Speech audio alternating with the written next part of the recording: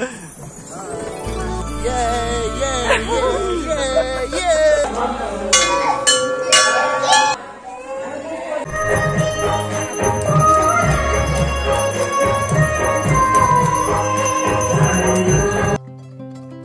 Everyone, let's go. তো সকলকে স্বাগত। আমি স্নেহাশিস নিয়ে চলছি আবার একটি নতুন ব্লগ। আর আজকের ব্লগটা আমি শুরু করছি বোলপুর শান্তিনিকেতন থেকে। আর এখন আমি আছি শান্তিনিকেতনে, কারণ আগের ব্লগটা আমি শেষ করেছিলাম বোলপুরে। তো আগের ব্লগটা ছিল ঐতিহাসিক দুটি জমিদার বাড়ি। তো আমার চ্যানেল রয়েছে সেই ব্লগ দুটো, মানে ব্লগটা, তো তোমরা কি দেখে আসতে পারো। আর আমার ডেসক্রিপশন দেওয়া রয়েছে ওই ব্লগের লিঙ্কটা, যদি কেউ না দেখে থাকো অবশ্যই দেখে নিও। আর এখন আমরা চলাম বোলপুর থেকে প্রান্তিকে যাওয়ার মাঝখানে একটি পার্ক পড়ে। তো সেই পার্কটি হলো সায়রবীথি পার্ক। আর এই ব্লগেই থাকছে কঙ্কালীতলা গঙ্গা আরতি, তাই তোমরা কোথাও স্কিপ করো না, পুরো ব্লগটা দেখো। আর এখন আমি পৌঁছে গেছি সেই সায়রবীথি পার্কে। ঢুকেই দেখা হলো এনার সাথে, তাই ভালো এর সাথে একটু ছবি তোলা যাক। আর এটি হলো পার্কটা। আর আমার সাথে আজকে আছে সৌরভ, আর আছে রিয়া আর সৌমি। তো ওদের সাথেও দেখা হবে একটু পরই। আর সৌরভ এখন আমার যে ফন্ট স্ক্রিনে যে ব্লগটা বানাচ্ছি, তো সেটারই একটা ভিডিও করছে ও আবার। আর এই ছিল পুরো পার্কটা।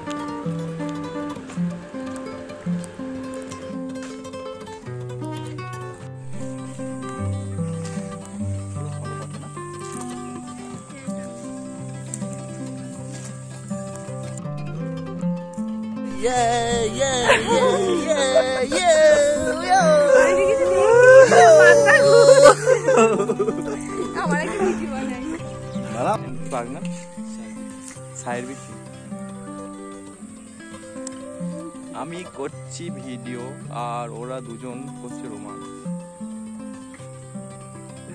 বর তুলছে বর ছবি, বউ তুলছে কার ছবি, তাই তো?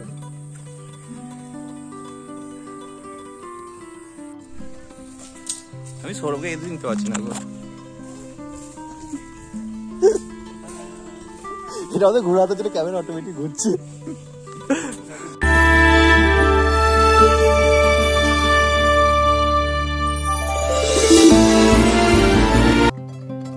বর বউ তাদের নতুন চ্যানেলে শর্টস এবং রিলস ভিডিও শুট করাচ্ছে। জল টুকটো পায় ছন্দ রাতের জয় ফুল,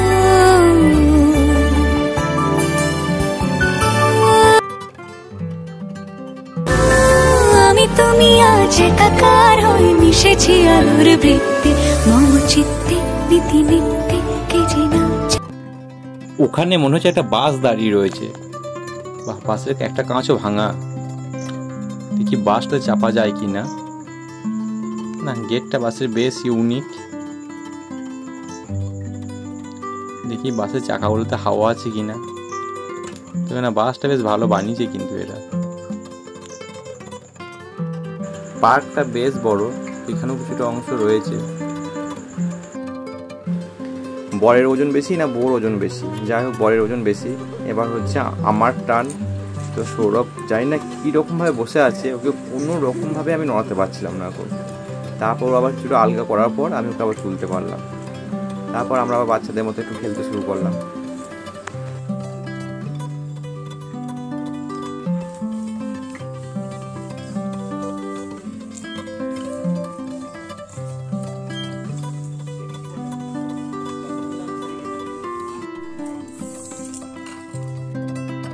সৌরভ এখন 3 থেকে 5 বছরের বাচ্চাদের দোলনায় চেপে এখন বসে বসে ঘুরছে, তাই দেখে উঠে চলে এলো সৌরভের সাথে দেখা করতে একবার। সত্যিই তো এত সুন্দর, এত ছোট একটা বাচ্চা দোল খাচ্ছে। দেখতে পাচ্ছ সৌরভ আমার কিরকম পোজ দিয়ে ছবি তোলা করিয়েছে। আর তোমাদেরকে এখানে একটা বিষয় জানানো হয়নি কো, যে আমাদের এই পার্কে এন্ট্রি ফি ছিল কিন্তু 50 টাকা। আর গাড়ি পার্কিং জন্য আলাদা আবার 10 টাকা দিতে হয়েছিল, যেটা পুরো ফালতুই ছিল, মানে গাড়ি পার্কিংটা। আর চলো এখানে আর একটা জায়গা রয়েছে, সেটা তোমাদেরকে দেখায়। এই পার্কে বোটিং ব্যবস্থাও রয়েছে। যদি তোমাদের ইচ্ছা হয় তোমরা বোটিং করতে পারো, আবার নাও করতে পারো। আর বোটিং করার জন্য তোমাদের কিন্তু আলাদা করে টাকা দিতে হবে। 100 টাকা পার হেড। তোমাদের সময় থাকবে 30 মিনিট। আর আমার সাহসটা দেখছি একটু বেশি, সেটা আমি দাঁড়িয়ে দাঁড়িয়ে ভিডিও করছি। পুকুরটা ছিল বেশ বড়, তবে পুকুরের মাঝে কিন্তু ছোট্ট একটি দ্বীপও রয়েছে।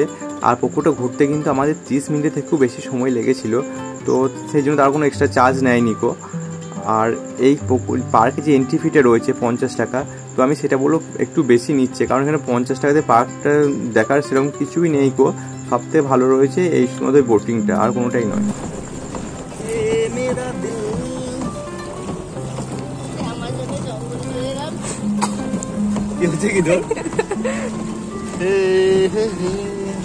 জলও আনিস জল নিয়ে আসতে হবে।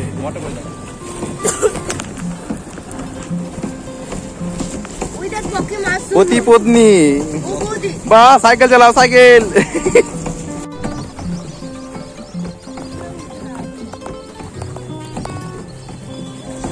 সূর্যাস্ত হতে চললো, পাখিরা তাদের বাসায় ফিরছে, আমাদেরকে এই স্থান ত্যাগ করে অন্য জায়গায় যেতে হবে।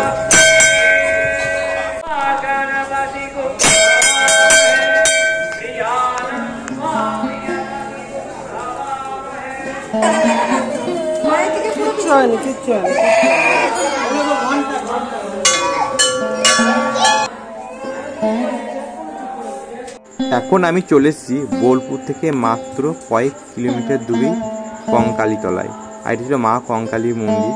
আর দেখছি এরা এখানে আবার নতুন করে বিয়ে করছে, যদি আমি এটা বলেছিলাম যে সিঁদুরটা পরিয়ে দেওয়ার জন্য।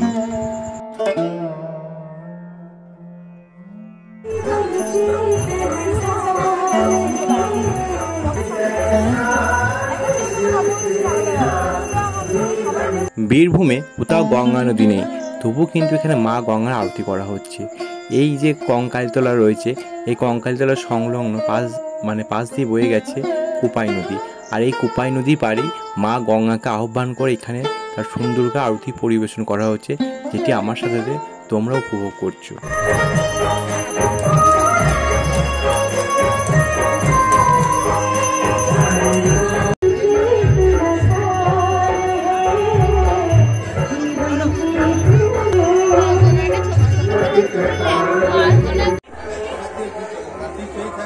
এটা হচ্ছে কঙ্কালীতলার সেই পবিত্রতম কুণ্ড। আর আমি কঙ্কালীতলা থেকে মহাদেব মন্দির দিকে চললাম, কারণ ওখানে সন্ধ্যা আরতি হচ্ছে আর বেশ দূরে ঢাক বাজছে। চলো ওখানে যাই আর ওখানকার আরতিটা একটু দেখি আর তোমাদেরকেও শেয়ার করি।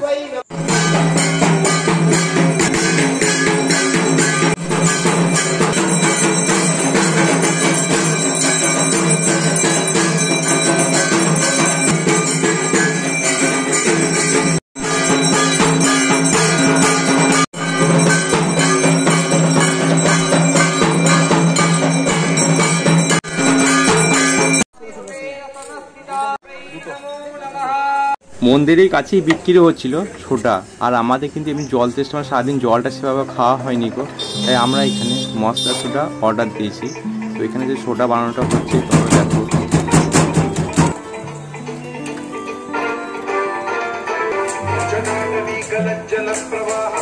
দেখে নাও কীভাবে মশলা সোডা তৈরি করছে, সেটা একবার তোমাদের শেয়ারও করে দিলাম, ওদের প্রসেস কীভাবে বানায় জিনিসটাকে।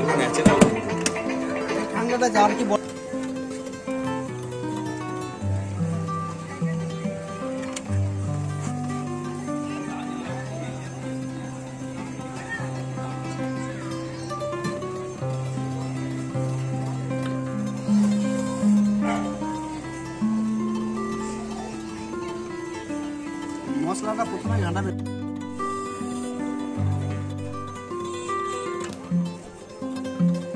সোডার টেস্টটা কিন্তু সত্যি খুবই ভালো ছিল। আমরা তো বেশিরভাগ সেই মেশিনে তৈরি করাগুলো খাই, তো ওইগুলোর থেকে টেস্টটা সত্যি খুবই ভালো। এটা ভালো দেখতে, হ্যাঁ এটা ভালো দেখতে।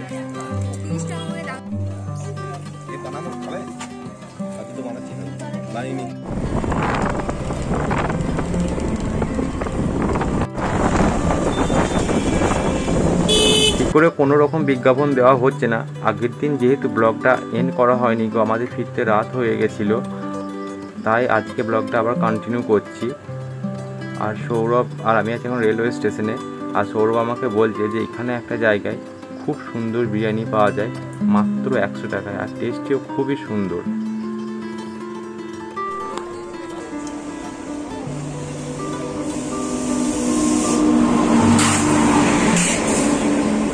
ট্রেন প্ল্যাটফর্মে ঢুকে গেছে।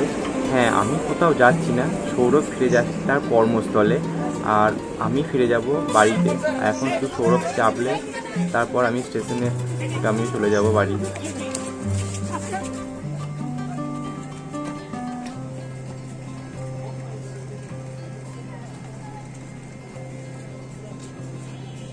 ট্রেন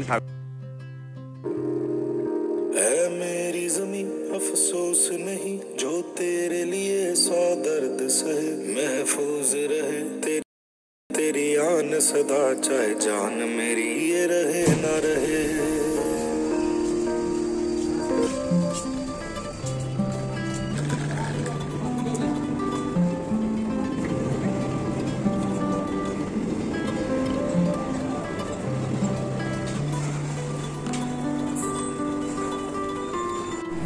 তো পুরো ব্লগটা তোমাদের কেমন লাগছে সেটা অবশ্যই জানিও।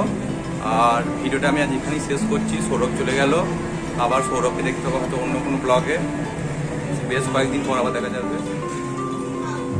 যা এক্সেলেটর স্টপ হয়ে গেল। ভিডিওটা ভালো লেগে থাকলে do like, comment, share and subscribe.